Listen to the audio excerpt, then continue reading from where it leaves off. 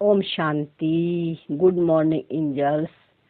27/2/2026 के मुरली में मीठे प्यारे बाबा बोले, मीठे बच्चे जी बाबा, तुम इस कब्रिस्तान को परिस्तान बना रहे हो, इसलिए तुम्हारा इस पुरानी दुनिया कब्रिस्तान से पूरा पूरा वैराग्य चाहिए। तो कब्रिस्तान बाबा किसको कहता है? कब्रिस्तान बाबा इस शरीर को कहता है ना। शरीर को क्या करते हैं क्रिश्चियन लोग? शरीर को जो है जमीन के नीचे जो है जमीन खोदकर इस बॉडी को लेटाकर उसको ढक देते हैं। और हम हिंदुओं में बाकी में क्या करते हैं? शरीर को जला देते हैं, है ना। तो इसलिए बाबा कहता है कि ये बॉडी जो है, ये शरीर जो है तुम्हारा कब्रिस्तान है ना। यही कब्र इसका खुद जाएगा, यही रह जाएगा, यही मिट्टी में मिल जाना है इस शरीर को। लेकिन जब तुम अब अपने को परिस्तान बना रहे हो, अब आपका अपना सत्य पता चल गया है कि मैं शरीर नहीं हूँ, रोल नहीं हूँ, मैं आत्मा हूँ। तो अब माइंड बॉडी से परे निकल गए हैं, तो शरीर से लगाव, झुकाव, अटैचमेंट जो खत्म हो गया है। कैसे खत्म हो गया है? पहले हम क्या समझते थे कि मैं शरीर हूँ, तो ये शरीर जो है जल जाएगा, मर जाएगा, छूट जाएगा, इसलिए डर, भय, चिंता होती थी। और इसी दृष्टि से जो हमारे आसपास रह रहे हैं, हमारे संबंधी, उनको भी देखते थे तो उनका भी इस शरीर को छूटने का भय रहता था कि ये भी एक दिन चले जाएंगे, है ना।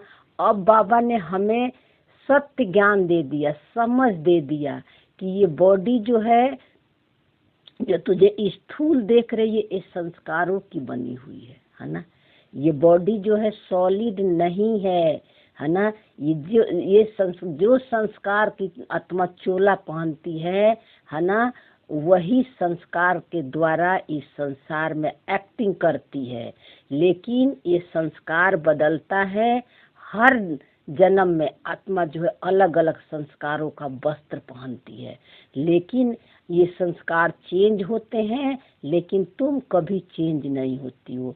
तुम सदा हो, निरंतर हो, कभी मरती नहीं है ना, कभी तू जन्म लेती है। ये स्मृति हमें परिस्तान बना देता है, यानी माइंड बॉडी से डिटैच कर देता है, अलग कर देता है। तो अब शरीर को छूटने का डर नहीं है ना। अब मृत्यु से तो भय समाप्त हो गया, है ना। अब हर समय हम कहते हैं कि बाबा ये शरीर आपका है ना। जब भी शरीर छूटना हो छूट जाए, मैं तो मरती नहीं, मैं तो सदा हूँ, निरंतर हूँ। तो मरने का भय खत्म हो गया। और साथ साथ में जो संबंधियों को सबको देखते हैं और पता चलता है कि वो शरीर छोड़ दिए, तो लोग भले दुखी होते हैं, परेशान होते हैं, लेकिन हमें पता है कि आत्मा तो मरती नहीं, और संस्कार बदला है ना। और फिर दूसरा संस्कार लेकर इसी सृष्टि पर पार्ट प्ले करेगी। केवल ड्रेस और एड्रेस बदल गया है। तो हमारी इस स्मृति से अब जो है हम कब्रिस्तान से परिस्तान बना रहे हैं। माइंड बॉडी से अपने को डिटैच करके साइलेंस की स्मृति में, साइलेंस के सीट पर सेट होकर, और बॉडी और माइंड के थ्रू जो भी खेल एक्टिविटी चल रहा है, इसमें मैं और मेरा नहीं लगा रहे हैं, तो धीरे धीरे अशरीरी का अनुभव होता है। ये शरीर जो है अब सॉलिड नहीं लगता है ना। अशरीरी समझना ही परिस्तान बनाना है कि मैं शरीर नहीं हूँ, शरीर से परे का मेरा सत्य है ना। शरीरों का मैं चोला पहनती हूँ, ये आत्मा का कपड़ा है। ये स्मृति हो गई है हमारी पक्की। तो बाबा बोला, इसलिए तुम्हारा इस पुरानी दुनिया कब्रिस्तान से पूरा पूरा वैराग्य चाहिए। तो पुरानी दुनिया यानी पुराना जो स्वभाव संस्कार है, जिसको 63 जन्मों तक हमने मैं और मेरा लगाकर जी रहे थे, है ना। और इस शरीर को भी रियल समझ रहे थे कि मेरा शरीर है, मैं शरीर हूँ। तो इस शरीर के पीछे भी इसमें जो दुख, चिंता, भय, डर आता था उसको भी हम अपना मैं समझ लेते थे। अब बाबा कह रहे कि आएंगे सब जरूर, लेकिन अब तुझे वैराग्य होना चाहिए, न राग न देश। वैराग्य का मतलब होता है सुख के संकल्प आ रहे हैं, पॉजिटिव संकल्प आ रहे हैं तो उससे भी डिटैच, निगेटिव आ रहा तो उससे भी डिटैच, क्योंकि मेरा सत्य इन दोनों से परे है, सदा है, निरंतर है। ये संकल्प, और ये शरीर चेंज होने वाला है, कभी दुख का संकल्प आएगा, कभी सुख का संकल्प आएगा, लेकिन मेरा सुख तो इससे परे का है। ये स्मृति रखना ही जो है पुरानी दुनिया यानी पुराना संस्कार, और कब्रिस्तान यानी शरीर, और शरीर के जो भी धर्म है उससे हम डिटैच रहते हैं, दृष्टि हमारी आत्मिक हो जाती है।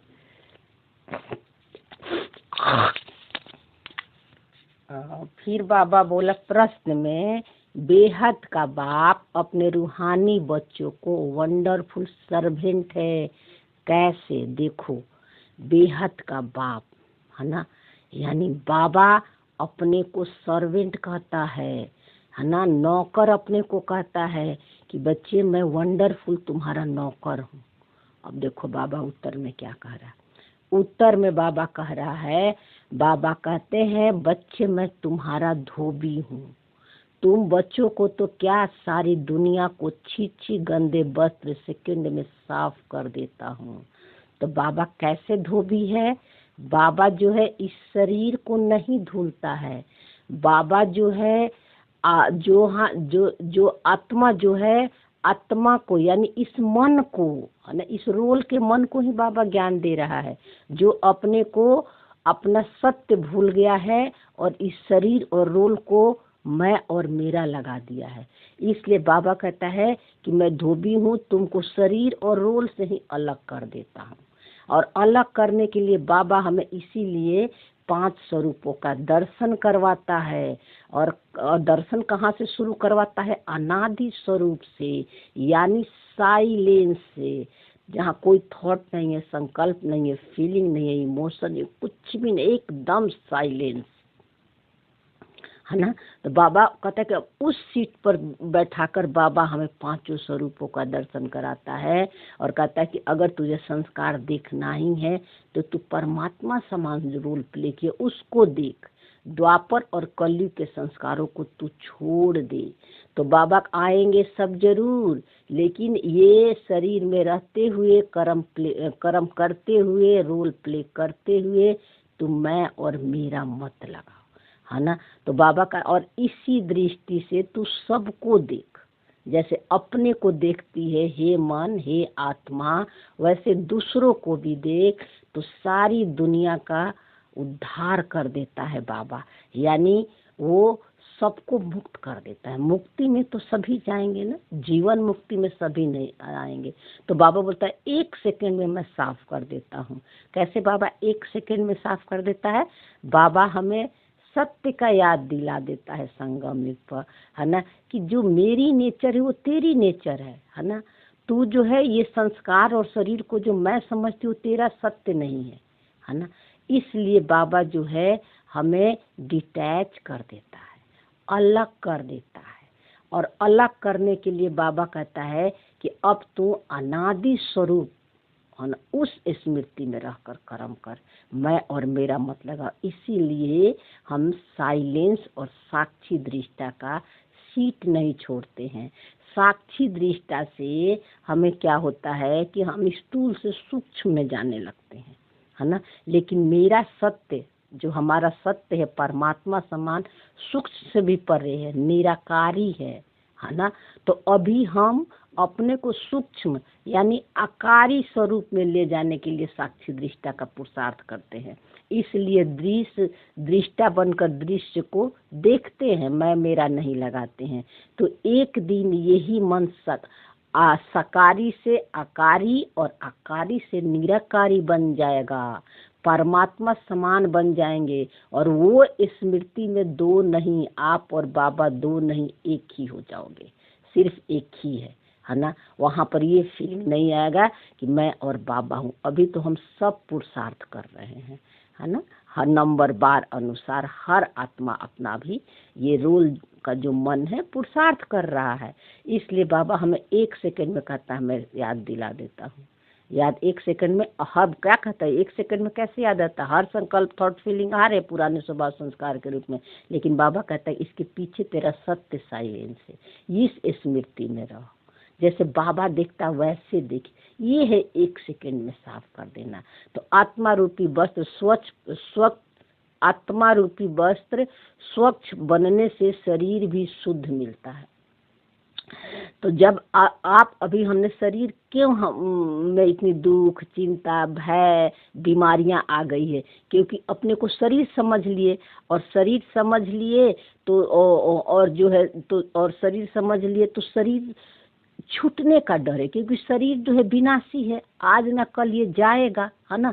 तो हम सबसे ज्यादा अटेंशन शरीर को ठीक करने पर ही लग गए, और स्थूल चीज बाहर फिजिकल रूप से ठीक करने लगे। इसको अच्छा भोजन कराने लगे, इसको योगा कराने लगे, प्राणायाम करा, सब कुछ करने लगे। फर्क तो थोड़ा मिलता है जरूर, लेकिन जो बीमारी होना है वो होगा ही। कितना भी कोई प्राणायाम, एक्सरसाइज, शुद्ध भोजन खाना है, अगर उसके रिकॉर्डिंग में है, ड्रामा ने दिख रहा है तुझे कैंसर होना है तो कैंसर होना है। कितना भी आप ध्यान दे लो, कितना भी ध्यान दे लो, मेरे घुटने में दर्द नहीं हो, एक्सरसाइज करो, योगा करो, प्राणायाम करो, तो अगर लिखा है तो दर्द होगा ही घुटने में। इसको अगर करने से किसी का ठीक हो जाता है तो ठीक होना लिखा हुआ है ड्रामा में, वो सब कुछ फिक्स है ड्रामा में, ठीक है ना। इसलिए और जो शरीर में दुख और पीड़ा आ रहा है उसे सफरिंग भी करती है। कौन करती है? आत्मा नहीं करती, आइडेंटिटी करती है। ये जो किरण है ना, ये सफर कर रही है, ठीक है ना। तो इसलिए बाबा कहते हैं कि आत्मा, जब तुम अपने को आत्मा समझते हो तो शरीर में तो बीमारी आएगी ही, क्योंकि 63 जन्मों तक हमने शरीर से पहचान बनाकर जिया है, और ड्रामा में जो फिक्स है बीमारी आना, वो तो आएगा, कुछ भी कर लो, वो तो ये हमें सत्य पता चल गया है। तो अब शरीर में कोई भी बीमारी रोग आ रही है तो उसका ट्रीटमेंट करते हैं, दिखाते हैं, केयर कर, सब कुछ करती है, लेकिन अब दुख नहीं लेते हैं। वो दुख को हम अपना नहीं समझते हैं, अलग देखते हैं कि ये शरीर का भोगना है, ये शरीर, ये आइडेंटिटी का भोग रही है, मैं तो इससे अलग हूँ। तो दुख भी दुख मन अनुभव नहीं होता है ना, मन अशांत नहीं होता है। तो बाबा कहते ये स्मृति रहने से, जब शरीर नहीं, जब अपने को आत्मा समझते हो तो बॉडी भी सत्व प्रधान मिलेगी, है ना। बॉडी भी जो है संस्कारों की बनी हुई है। तो सत्युग में सोल कॉन्शियस की स्मृति में आप फरिश्ता बनकर पार्ट प्ले करोगे, शरीर का भान ही नहीं रहेगा। तो वहाँ जो है हवा की तरह आपको बॉडी लगेगी, सॉलिड नहीं लगेगी, क्योंकि 5, चलो इसका तो वीडियो है, बॉडी कैसे 5 तत्वों की बनी हुई है ना। ज़्यादा एक्सप्लेन करेंगे तो लंबी हो जाएगी, तो आप वीडियो देख लेना, है चैनल पर, ठीक है ना। इसी से शुरुआत ही करी थी यूट्यूब चैनल का। तो बाबा बोलता ऐसा वंडरफुल सर्वेंट है बाबा, जो मनमाना भाव के छू मंत्र से सबको सेकंड में साफ कर देता। इसीलिए बाबा मनमाना भाव का मंत्र देता है, 1 सेकंड यही है, मन को मेरे मन से मैच कर दो, है ना। जैसे मेरा मन खाली है, साइलेंस है, तेरा भी नेचर वही है, तो उसी साइलेंस से निकली है। लेकिन तेरे मन के अंदर जो संकल्प, थॉट, फीलिंग आ रही है, तू उससे मैं और मेरा लगा दी है। तो अब तो आएंगे जरूर, सभी आएंगे तेरा पेपर लेने के लिए, लेकिन अब तू, हे मेरी मीठी प्यारी बच्ची आत्मा, है ना, अब तू इसको साक्षी होकर देख, है ना, देख और बाबा को दे दे। क्योंकि मन तूने बाबा से मन मैच करने का मतलब मन हमने बाबा को दे दिया है।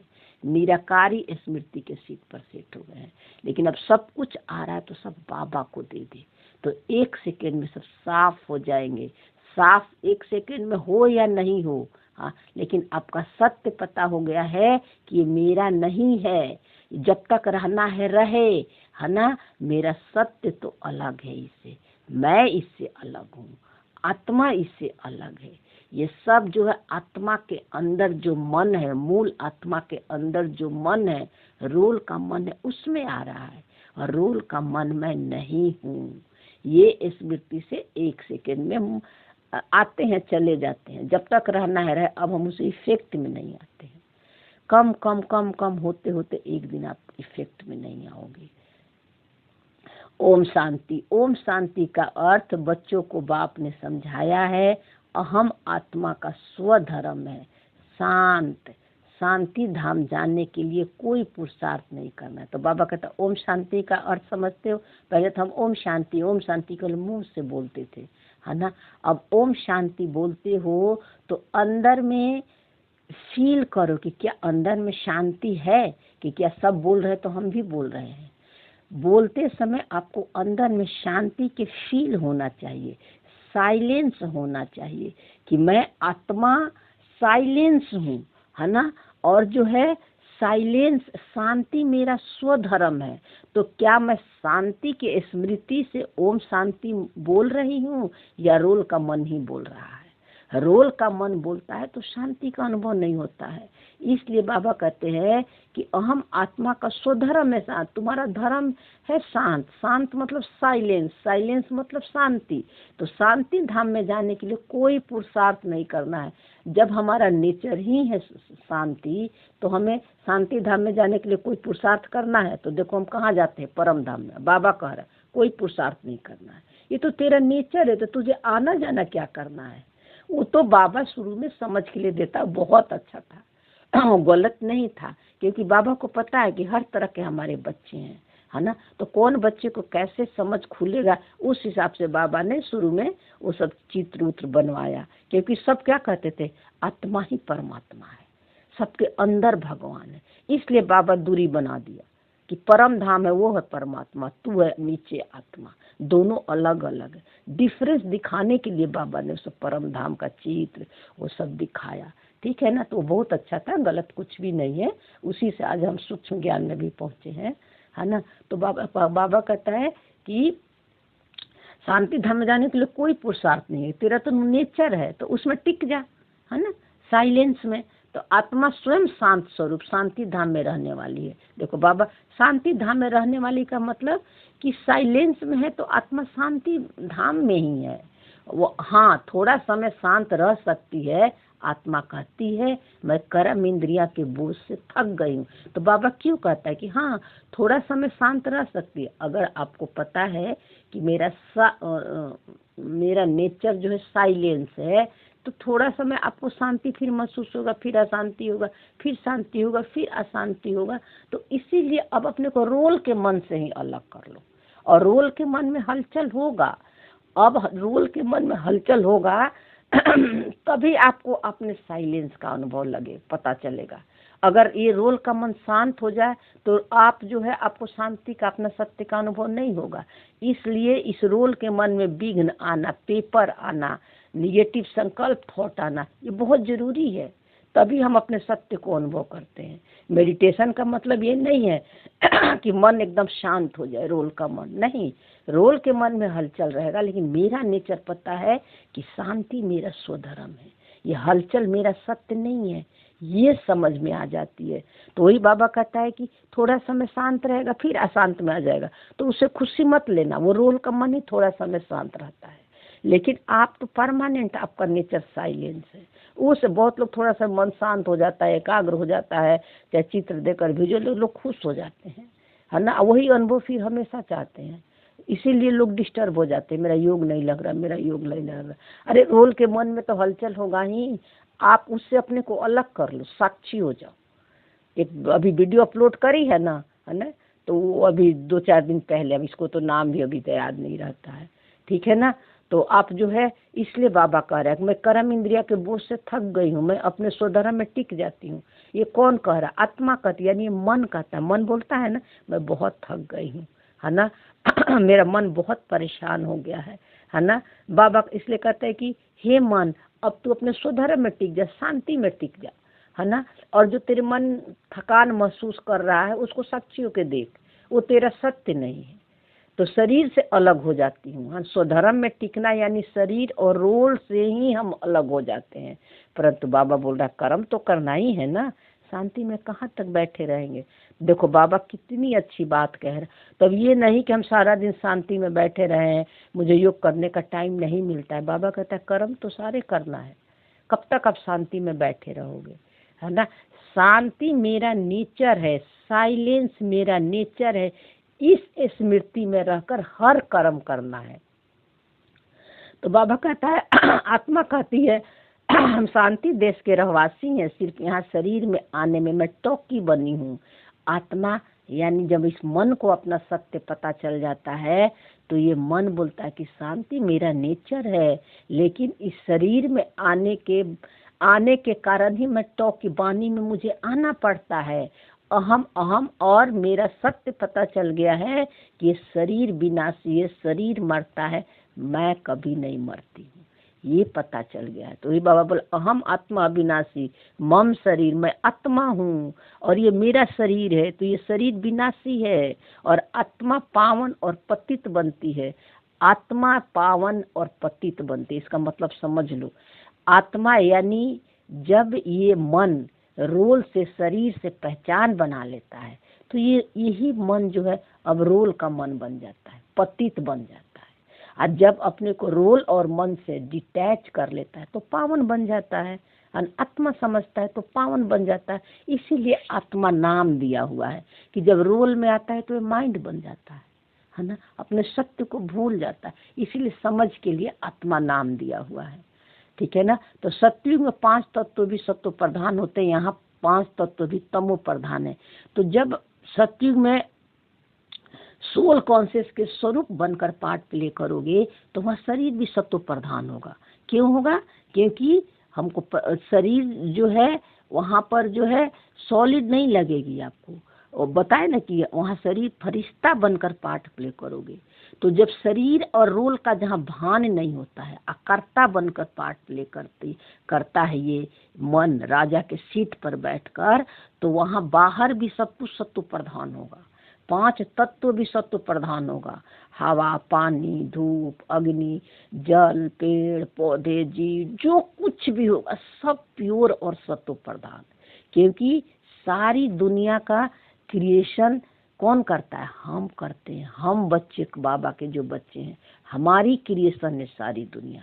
तो जब हम सत्व प्रधान बन जाते हैं तो सारी दुनिया सत्व प्रधान बन जाती है, और जब हम तमो प्रधान बन जाते हैं तो सारी दुनिया तमो प्रधान बन जाती है ना। इसीलिए बाबा हमारी चुटिया पकड़ता है कि तूने नीचे गिराया है, अब तू ही ऊपर इस दुनिया को, इस संस्कार को उठाना है, मुक्त करना है तुझे। तो बाबा बोला सोने में खाद पड़ने से सोना पतित बन जाता है, फिर उनको साफ करने के लिए आग में डाला जाता है। तो सोने बाबा कहता है कि जो गोल्ड बनते हैं ना, तो वो उसमें वो सोना क्या है, सोना में खाद पड़ने से, यानी सोना में वो भी जो है तंबा में, मिट्टी में सब डाल दो, बहुत पुराना हो जाता है, सॉरी मिट्टी नहीं, तंबा में, चांदी में डाल दो तो धीरे धीरे वो क्या करते हैं, काला पड़ने लगता है। तो उस सोना को अलग करने के लिए वो लोग क्या करते हैं, सोना अग्नि में जलाते हैं, अग्नि में जलाकर सोना अलग करते हैं, उसके अलाई को अलग कर देते हैं, है ना। इसलिए वहाँ आग में डालते हैं, है ना। तो इनका, लेकिन बाबा कहते हैं कि तुम्हें साफ करने के लिए, है ना, इस मन को साफ करने के लिए योग अग्नि, इनका नाम ही है योग अग्नि। दुनिया में तो अनेक प्रकार घट है, लेकिन बाबा हमें क्या करता है, इस मन की सफाई करने के लिए, इस मन को सत्य दिखाने के लिए योग योग अग्नि में बैठाता है। और योग अग्नि क्या है? योग अग्नि है, योग मतलब अपने को आत्मा समझ के, है ना, मन में जो कुछ भी संकल्प, थॉट, फीलिंग और उसमें मैं और मेरा नहीं लगाना, यही है योग अग्नि। कोई अलग से अग्नि प्रज्वलित नहीं होगी, है ना। कल बाबा बोला ना कि योग नहीं तुम याद कहो, तो योग का मतलब होता है जोड़। अब मेरा कनेक्शन निराकार परमात्मा के साथ हो गया है, अब रोल और शरीर से नहीं है, इसलिए हम इसको योग कहते हैं। अब जो कुछ भी रोल में आ रहा है, स्वभाव संस्कार में आ रहा है, अब जो उसमें मैं और मेरा नहीं लगा रहे हैं, उसके इफेक्ट में नहीं आ रहे हैं, तो सब योग अग्नि में भस्म हो रहे हैं। यानी सब अब धीरे धीरे पीछे जा रहे हैं। यही तीव्र पुरुषार्थ है, यही ज्वाला स्वरूप योग है। साक्षी, दृष्टा और साइलेंस वाली स्मृति ही ज्वाला स्वरूप योग है। तो बाबा कहते हैं दुनिया में अनेक प्रकार के हठ योग आदि सिखलाते हैं, उनको योग अग्नि नहीं कहा जाता है। लेकिन दुनिया में क्या करते हैं हठ योग सिखाते हैं, शरीरों को ठीक करने के लिए सिखाते हैं और बाहर में सब कुछ ठीक करने के लिए, माने स्थूलता में ही सब कुछ सिखाते हैं, है ना। उनको योग अग्नि नहीं कहा जाएगा, क्योंकि उसे संस्कार नहीं बदलते हैं, है ना। संस्कार चेंज करना ही चढ़ने का एक ही तरीका है, अपने को आत्मा के सीट पर सेट कर लो, साइलेंस पर, और जो कुछ भी रोल में आ रहा है उसको साक्षी होकर देखो। तो योग अग्नि यह है जिसमें पाप जलते हैं, आत्मा को पति से पावन बनाने वाला परमात्मा है। तो इसको योग अग्नि कहते हैं, जो हमारी पुरानी संस्कार, पुरानी स्मृतियाँ, पुराना संबंध जिसमें मैं और मेरा लगा के जी रहे थे, उससे हम मुक्त होने लगते हैं। दृष्टि हमारी आत्मिक बन जाती है। तो बाबा ही कहता है कि आत्मा को परमात्मा ही पावन बना सकती है। क्यों परमात्मा और आत्मा में क्या फर्क है ना। ऐसे तो बहुत सारी समझ कि बाबा ने वीडियो बनवाई है, लेकिन परमात्मा और आत्मा में क्या फर्क है ये बहुत अच्छी तरह बाबा ने क्लियर किया है। इसका हम अपलोड करेंगे वीडियो, तो समझ लेना, है ना, कि परमात्मा क्या है ना, बाबा क्या है ना।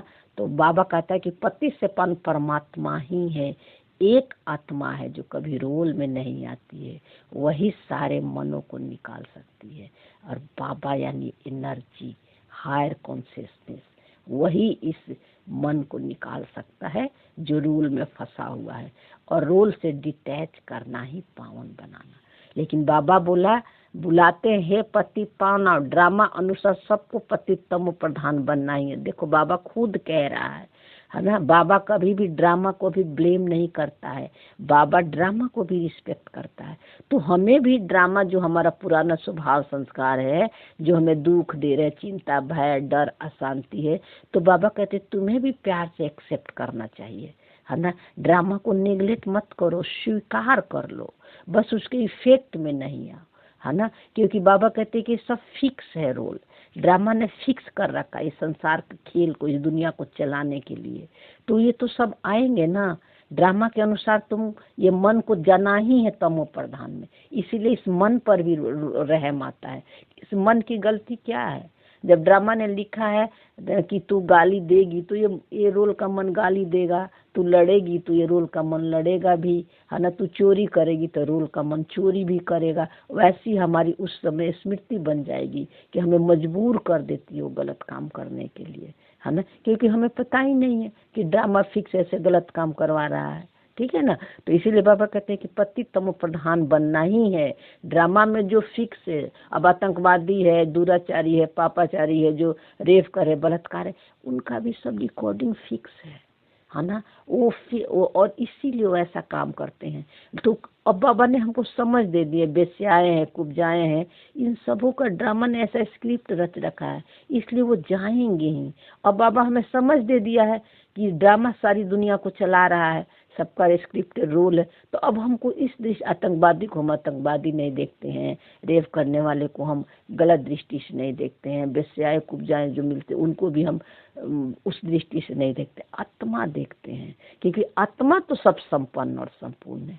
वो सब तो ड्रामा ने उनको एक्टिंग में डाल रखा है, इसलिए वो एक्टिंग कर रहे हैं, है ना। और एक्टिंग को हमने रियल समझ लिया, इसीलिए आज जो ये मन इतना नीचे गिर गया है। तो ये भी ड्रामा में फिक्स है, बाबा जब खुद ही कह रहा है ना। तो यह है झाड़, इनका बीज रूप ऊपर में है। बाप को जब बुलाते हैं तो बुद्धि ऊपर चली जाती है।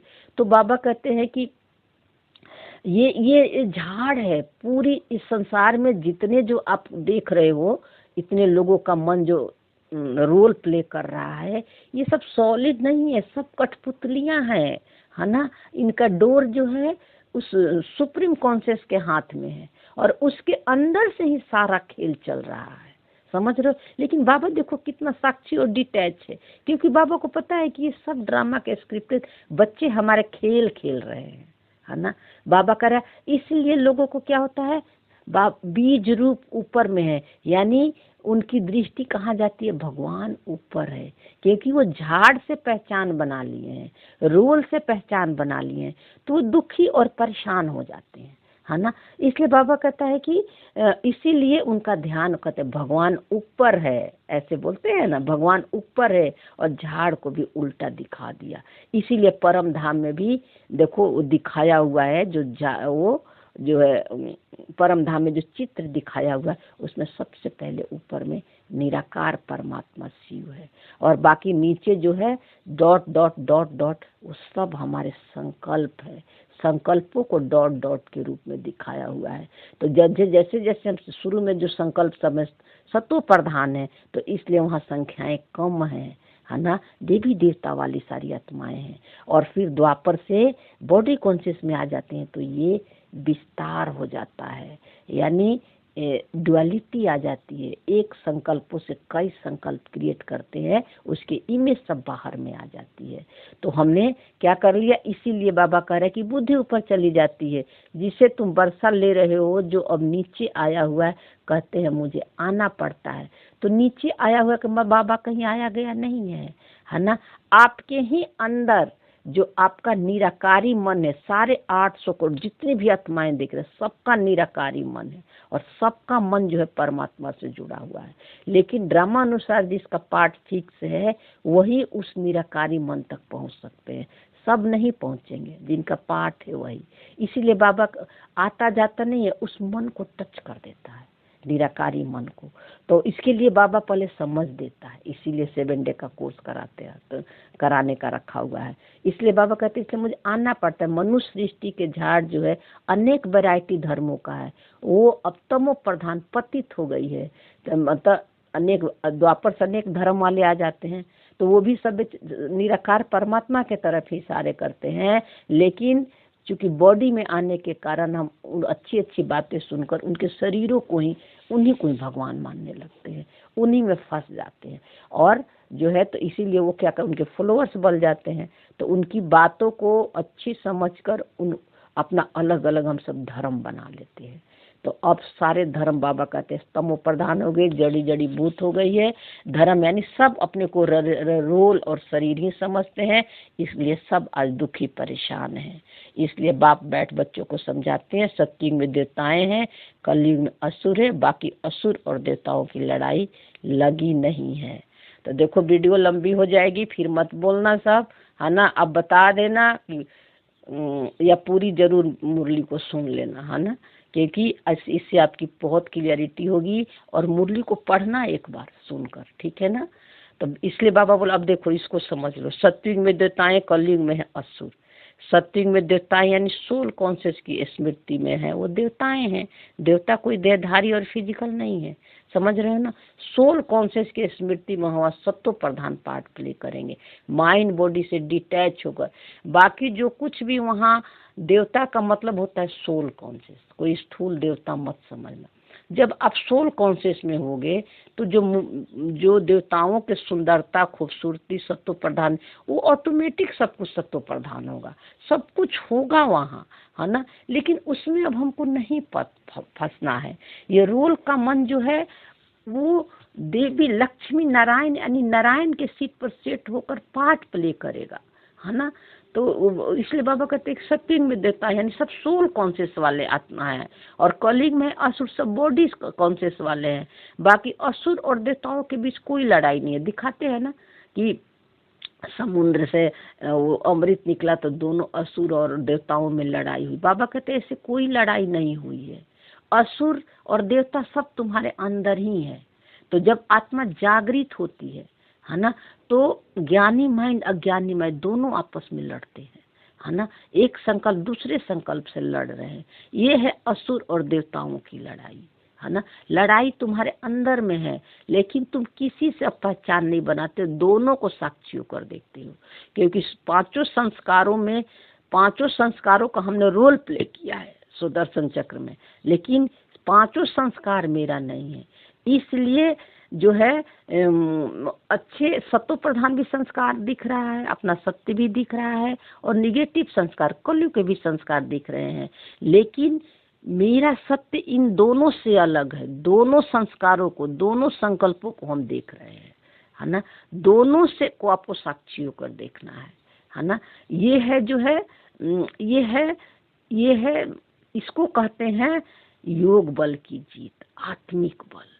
हाँ, बाकी कोई हिंसक लड़ाई की बात नहीं है। और जब हिंसा किसको बाबा कहता है? जब तुम रोल और शरीर को मैं और मेरा लगा देती हो, इसको बाबा हिंसा कहता है। और तुम डबल अहिंसक कब हो? जब तुम रोल और शरीर में मैं और मेरा नहीं लगाते, उसकी इफेक्ट में नहीं है, तो तुम डबल अहिंसक हो। तुम किसी को हिंसा नहीं कर रहा, और इसी दृष्टि से सभी को देखते हो, तो तुम्हारा कोई प्रकार से हिंसा नहीं करते हो। अब बाबा कर कभी किसी को हाथ भी नहीं लगाए, तुम डबल अहिंसक हो। मरना आपके मन के अंदर, हाथ लगाने का मतलब स्थूल नहीं, आपके मन के अंदर जो संकल्प थॉट फीलिंग आ रही है, किसी को आप टच भी नहीं कर रहे, उसको साक्षी अलग से देख रहे हैं। यह है किसी को हाथ नहीं लगाना, तो तुम डबल अहिंसक हो। इसका वीडियो डाला हुआ है चैनल पर, अगर आप देखना चाहते हैं तो देख सकते हैं। काम कटारी चलाना ये सबसे बड़ा पाप है। बाप कहते हैं काम कटारी आदि मध्य अंत दुख देती है, विकार में नहीं जाना है। तो काम कटारी तो काम विकार का तो सभी धर्म संस्थाएं वाले भी मना करते हैं, है ना। काम विकार तो है ही। काम विकार जब भी बाबा बोले तो काम विकार ही नहीं, सारी कामनाएं और इच्छाएं से मुक्त होना है। किसी तरह का कामना इच्छा नहीं रखना है ना। ये रोल के मन को आएगा, है ना, लेकिन आप उसको साक्षी होकर देखो। फिर ड्रामा अनुसार जो पहनना है, जो खाना है, कहीं जाना है, किसी से बात करना, वो सब काम होगा। लेकिन आप उसमें फंसो मत कि मैं कर रही हूँ। इच्छा कामनाएं तो आएगी ही, शरीर और रोल में है, उसको हम यूज भी करते हैं, लेकिन डिटैच होकर करते हैं, रस लेकर नहीं, खुशी के लिए नहीं करते हैं।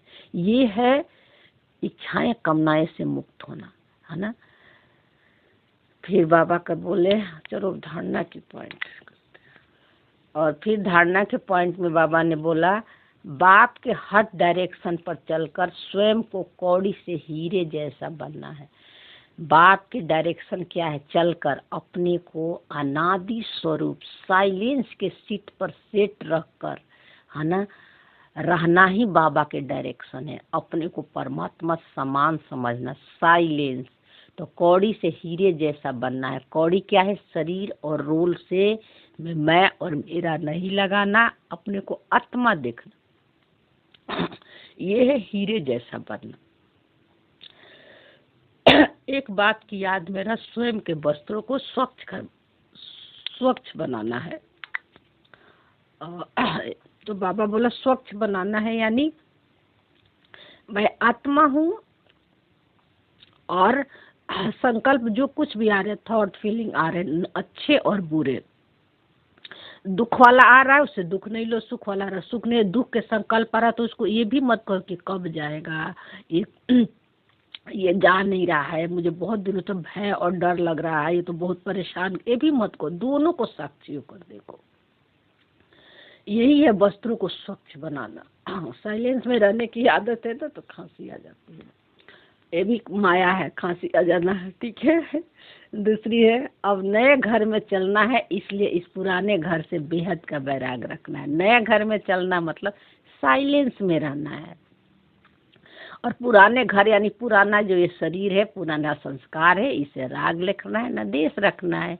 ये है नए घर में चलना। साइलेंस आपका नया घर है, तो नशा रहे कि इस पुराने कब्रिस्तान पर हम परिस्तान बनाएंगे, तो आपको नशा रहना चाहिए। बाबा कह रहे हैं ना, खुशी होना चाहिए कि मैं तो मरती ही नहीं कभी हूँ, है ना। ये संस्कार बदलते हैं, संस्कारों को चोला पहनती है। और आत्मा जो है केवल स्थूल और सूक्ष्म वस्त्रों का ही चोला नहीं पहनती है। स्थूल यानी शरीर और सूक्ष्म यानी मन बुद्धि संस्कार की ही चोला नहीं पहनती है।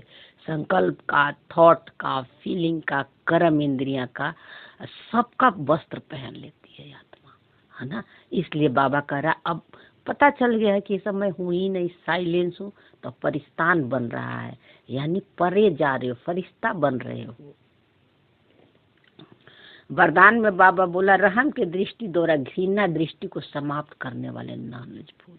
रहम की दृष्टि, रहम की दृष्टि किसका बनेगा, है ना, जो रोल को नहीं देखेंगे, है, ये तो बहुत क्रोध करता है, ये तो बहुत गुस्सा करता है, ये तो बहुत चुगली करती है, ये तो भीख मांग रहा है, तो बहुत गंदा है। ये दृष्टि नहीं रखना, उसको आत्मा देखना। वो जो दिख रहा है ना, वो सब उसके रोल में है, ड्रामा ने डाल रखा है।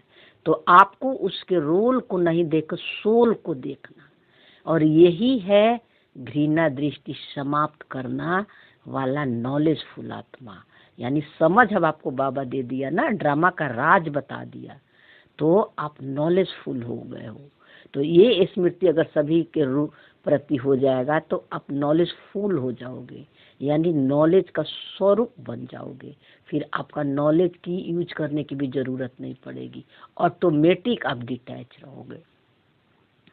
तो बाबा बोला, जो बच्चे एक दो के संस्कारों को जानकर संस्कार परिवर्तन की लगन में रहते हैं, कभी यह नहीं सोचते कि यह तो है ही ऐसे, उन्हें कहेंगे नॉलेजफुल। देखो बाबा खुद ही कह रहा है कि ये संस्कारों को देखकर हम कह सकते हैं कब ये चेंज होगा। अपने बच्चों को ही देख लो, बच्चे में कोई कमी कमजोरी दिखता है तो उसको हर समय तो बहुत क्रोध है, ये तो बात नहीं सुनता है, ये तो वैसे वैसे करता है, करते हैं ना, चाहे घर में कोई भी आस पास हो।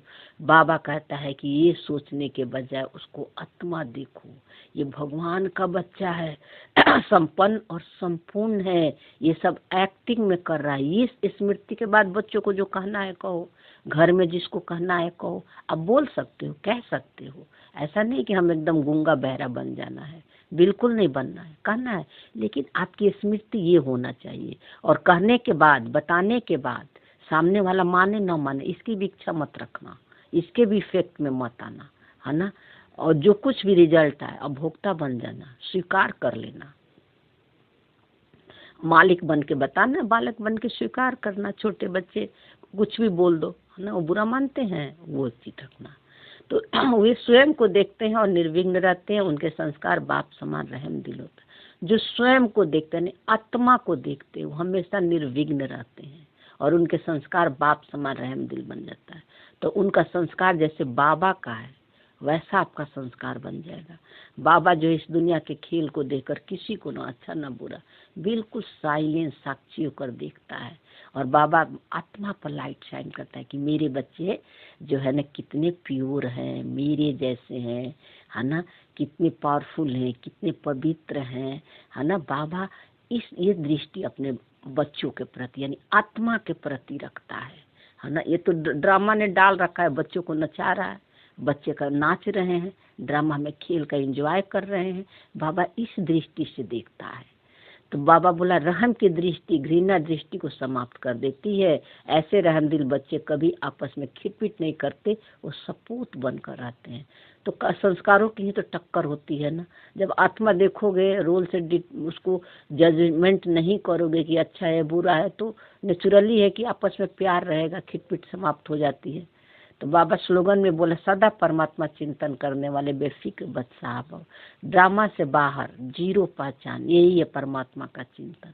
और ड्रामा में जो कुछ भी आ रहा है उससे इफेक्ट में नहीं आना, उससे अलग देखना, यही परमात्मा चिंतन है। हर समय ड्रामा के संकल्प थॉट फीलिंग आपके मन के अंदर आ रहा है, आप उस पर अटेंशन रखो सारा दिन।